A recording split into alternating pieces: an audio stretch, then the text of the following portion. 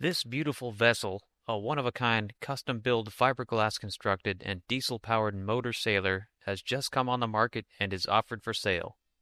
Located at Scappoose Moorage in Scappoose, Oregon, just a short drive from Portland. This 53-foot Motorsailer, with its sleek lines and classic bow, is featuring a contemporary-style deckhouse, which is encompassing an enclosed wheelhouse. Doesn't just look great on the open waters, but also at any dock.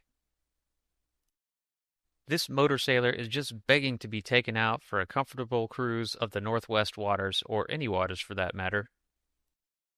When boarding this vessel, you will notice the effective non-slip surface of the deck and a 4.5-inch high fiberglass tow rail surrounding the deck with 32-inch stainless steel stanchions and an intermittent lifeline for extra safety.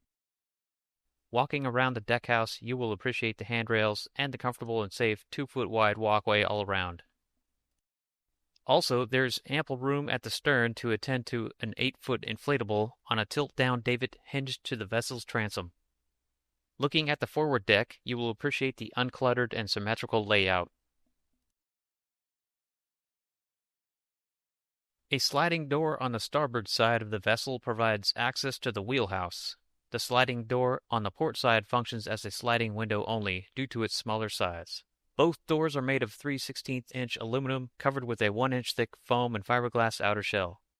The first thing you'll see when stepping into the wheelhouse is a 32-inch diameter steering wheel with stainless steel tapered spokes and teak wood rim on a sailing vessel steering pedestal, crowned by a 5-inch Danforth compass.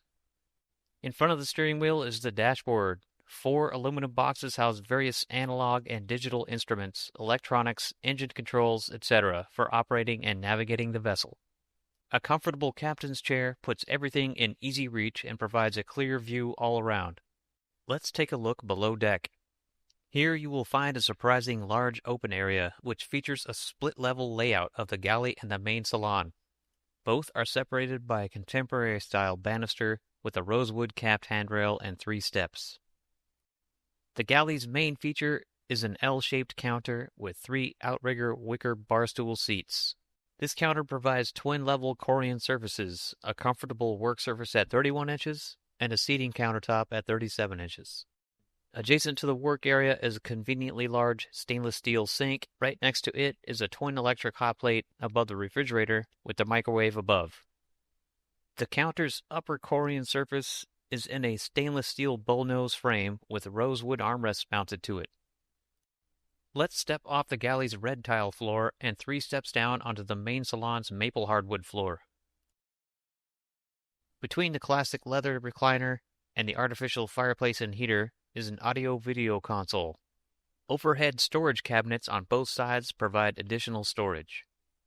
The environmentally friendly fireplace with a simulated log fire display and an electric heater provides the same cozy warm ambience of a natural fireplace.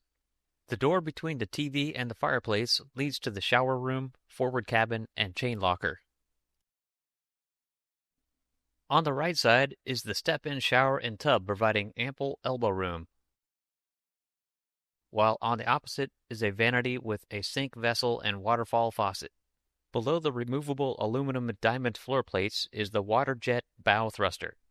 The water jet consists of a 3-inch cast-iron industrial pump with a flow control valve and is driven by a 5-kilowatt 24-volt DC motor. Stepping through the shower cabin, you will enter the forward cabin, featuring 2 fold-up maple wood floor sections and a V-shaped counter with storage cabinets above and below, including 3 built-in Kennedy steel tool chests. On the forward wall between the overhead cabinets is an access door leading to the chain locker. The chain locker sump holds 400 feet of 3/8-inch BBB hot galvanized anchor chain. In the back, you see the hawse pipe housing the 65-pound Bruce anchor. Up front is the through-deck mounted 24-volt DC windlass motor and the windlass relay box. Before leaving the forward cabin, you will notice on each side of the door on the V-shaped countertop a work area. Left is for a PC or office work, while opposite, a place for small items repair or hobby work. Passing through the shower room, you will see a different view of the salon and galley. On the right side is the door to the midship head. The toilet room features a Sealand vacuum system toilet, a vanity with an oval stainless steel sink, and a bathroom cabinet with 3 mirror doors. The curtained-off area in the galley covers a 24-inch wide hanging locker, a Splendide washer-dryer, an AC unit, and a 4-drawer cabinet. The entrance to the engine room is located at the end of the counter and next to the stairs leading up to the wheelhouse. Let's step down into the utility room via a 3-step hinged aluminum stair. The utility room is the space below the wheelhouse and main access to the engine room. Once down in the utility room, you will find yourself in front of the rudder shaft and between the 120-volt AC and 12-volt DC power panel. Behind the 120-volt AC control and circuit breaker panel is access to the back of the panel and miscellaneous items such as incoming potable water filtration, pressure and directional valve control, and a 12-gallon electric water heater. Behind the 12-volt DC control and circuit breaker panel, you will find access to the back of the control panel and also the Kenmore central vacuum system, and below the diamond plate floor plates are 2 12-volt DC gel batteries for starting the diesel engines. Standing between the 2 electric panels, you can observe the rudder shaft with the bronze steering quattrum, the rudder shaft thrust bearing, and through-hole bushing sleeve. Looking up, you will notice below the wheelhouse floor the rudder steering cable assembly with the jack shaft from the rotary autopilot drive. Let's turn around and lift up the 3-step stair in front of the access opening to the motoring room. The first thing you will see is the main marine diesel engine, a Detroit Diesel 453 surrounded by beige powder-coated aluminum floor panels. Toward the back on the right is the other diesel motor, a Northern Lights 6.6 kilowatt generator set. On the forward bulkhead are 2 fiberglass battery boxes, each holding one 12-volt DC 8D matte battery, powering the house battery system. In front of the main engine, the floorboards fold up for easy maintenance, showing the 2-inch raw water valve and Graco water strainer above the Borg-Warner transmission and the 2-inch diameter stainless steel propeller shaft. On the engine room forward bulkhead is the connecting piping for 2 155-gallon 1/4-inch aluminum diesel fuel tanks. Also, you will find the original GM instrument panel functioning right above the main engine. Let's return to the wheelhouse and take a look at the aft cabin. Opening the 2-part access door, a rosewood stairway leads you down to the aft cabin maple wood floor.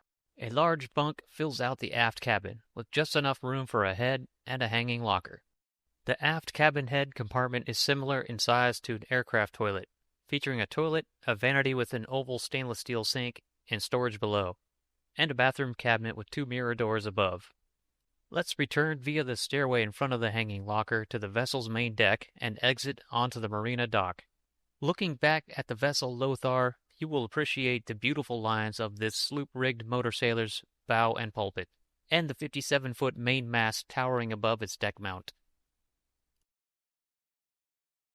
Be sure to check the description below, where you will find the seller's contact information, plus a link to a 60-page PDF filled with detailed information covering just about everything you need to know about this beautiful vessel.